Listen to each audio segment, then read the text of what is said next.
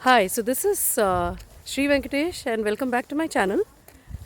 This place is known as Svalbard and it is the most beautiful place I've ever seen. It's supposed to be the northernmost part of the world and just a few kilometers from the North Pole. Right now it is polar summer because it's September and sunsets only at 10 p.m. and it's completely bright throughout the day. Similarly, in polar winter, it is going to be dark for the entire day.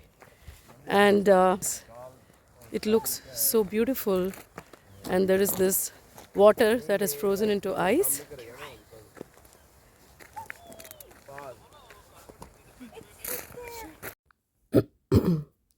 So as we land into Svalbard, I can't explain the kind of turbulence we had.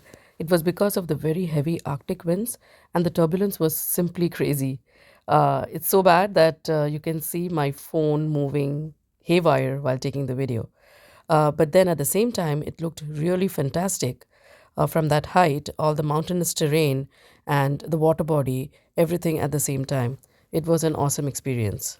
I was surprised to see how small the Svalbard airport was. It kind of got over as soon as it started. It was surprisingly the smallest airport I have ever seen after the airport in Andaman Nicobar Islands in India. This was one of the smallest airports ever, but very efficient too. This video just covers a general drive through the island. It's a very small island.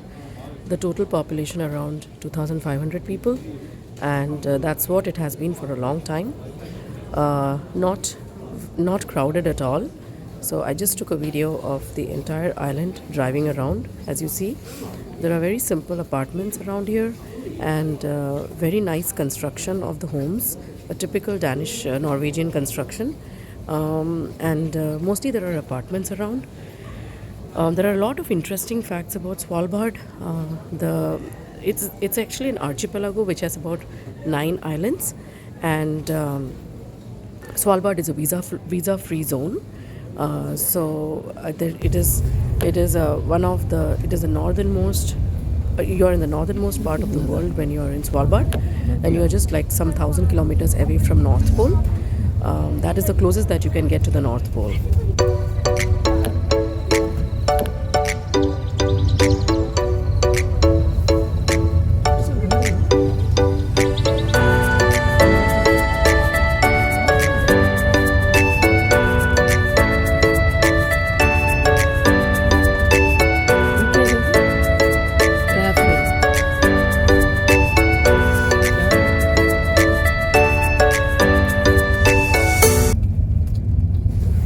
Another interesting fact about Svalbard is you cannot give birth or you cannot die at Svalbard. That's so interesting, right?